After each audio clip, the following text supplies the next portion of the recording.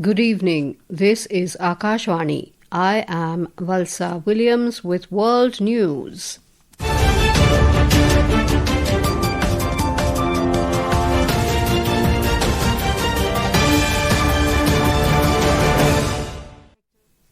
The headlines. India and Singapore deliberate upon 6 key sectors including digitalization, skill development and healthcare during ministerial roundtable meeting in New Delhi.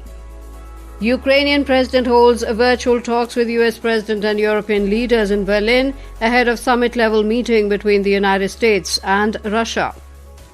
Wild polio virus WPV-1 detected at 42 sites across Pakistan. And UK, France and Germany warn Iran of imposing sanctions if Tehran does not resume negotiations over nuclear program.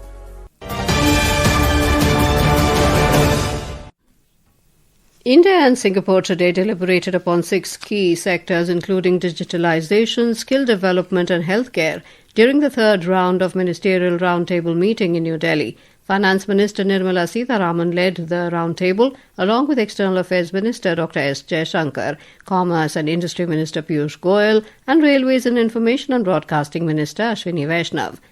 The delegation from Singapore was led by the country's Deputy Prime Minister and Minister for Trade and Industry, Gan Kim Hyung.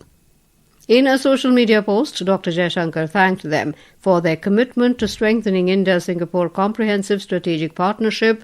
Our correspondent has filed this report. During the India-Singapore Ministerial Roundtable, the ministers recalled that the bilateral ties have been elevated to a comprehensive strategic partnership during Prime Minister Narendra Modi's visit to Singapore last year. Both sides deliberated upon 6 pillars identified under ISMR. These include digitalization, skill development, sustainability, healthcare and medicine, advanced manufacturing and connectivity. The Ministerial Roundtable is a unique mechanism for setting a new agenda for India-Singapore cooperation. Singapore is a key partner in India's Act East policy, Mahasagar Vision and Indo-Pacific Vision. Both nations have strong partnerships in the areas of trade, investment, defense, culture, education and people-to-people exchanges. Suparna Saiya, Akashvani News, Delhi. Later, the ministerial delegation from Singapore called on President Draupadi Murmu at Rashtrapati Bhavan today. Welcoming the delegation, the President noted that the India-Singapore Comprehensive Strategic Partnership is flourishing even in an uncertain global environment. External Affairs Minister Dr. S. Jaishankar today stressed on developing a mindset of self-reliance to deal with global turbulence and to lay the foundation for Viksit Bharat. The minister was speaking at the Tourism Faith Conclave in Delhi. Our real strengths have been our people and their self-belief. We have overcome adversities and we have addressed multiple challenges in the journey towards progress and prosperity. We have so much to be proud of and so much to share with the world. Our approach has long been driven by Vasudhaiva Kutumbakam and Atithi Devo Bhava. While we will always benefit by such openness, it is essential in times of unpredictability to stand firmly on our own feet. Atmanirbharta is of course the mindset to deal with global turbulence. But it is also the basis to strengthen our self-confidence, to increase our resilience and to lay the foundation for Viksit Bharat. The External Affairs Minister said the practice of e-visas has made visiting India more pleasant. Those coming to study in India, I want to emphasize, have also increased. And heal in India is today a mantra that is increasingly catching on in the world, indeed in our own country. And we see that reflected in the growing number of medical tourists to India. And of course, because finally I have to plug from my ministry as well, the practice of e-visas has made visiting India so much more pleasant an experience. External Affairs Minister Dr. S. Jaishankar greeted the Foreign Minister of Central Africa, Sylvie Potemon, and the people of Central Africa on their Independence Day today. Extending his wishes in a social media post, Dr. Jaishankar said, Indian peacekeepers are actively involved in the United Nations multidimensional integrated stabilization mission in the Central African Republic. Ukrainian President Volodymyr Zelensky and European leaders held talks virtually in Berlin, Germany, with US President Donald Trump. regarding his upcoming summit with Russian President Vladimir Putin to be held later this week.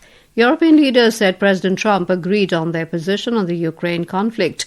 Talking to reporters, German Chancellor Friedrich Merz said the US President knows Europe's position and shares it extensively. Separately, French President Emmanuel Macron hoped that Mr. Trump will fight for a trilateral meeting with both Presidents Putin and Zelensky, a demand that Ukraine has long insisted. He also claimed President Trump was clear in the views that territories belonging to Ukraine cannot be negotiated and will only be negotiated by the Ukrainian president. Ahead of the virtual meeting, President Zelensky met European leaders in Berlin. Meanwhile, Russia has accused Ukraine of ramping up attacks ahead of the 15th of August meeting between US President Donald Trump and his Russian counterpart Vladimir Putin in Alaska. In a statement shared on X, the Russian Foreign Ministry stated that 22 people have been killed and another 105 injured due to Ukraine's shelling and drone strikes over the past week. This is Akashvani giving you the world news. For quick news updates round the clock, follow us on our X handle at AIR News Alerts. And for details of these stories and more, log on to our website www.newsonair.gov.in and download News on AIR app. Welcome back to World News. In Pakistan, wild poliovirus type 1 WPV1 has been detected in sewage samples from 42 sites across the country. The health officials reported that out of 127 samples collected from 87 districts in July, 42 tested positive, 75 were negative and 10 are under process. The findings follow 3 new polio cases reported earlier this month, raising Pakistan's 2025 total to 17 cases. France, Germany and the UK, collectively known as the E3, have once again threatened Iran with the re-imposition of the snapback UN sanctions over its nuclear program if Tehran fails to resume negotiations.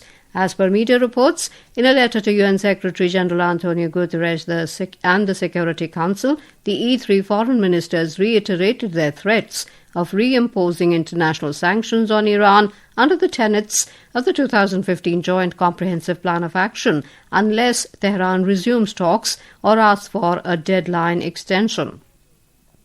The letter comes 2 months post the ceasefire between Israel and Iran following their 12-day war. The Iranian mission to the UN did not immediately respond to a request for comment.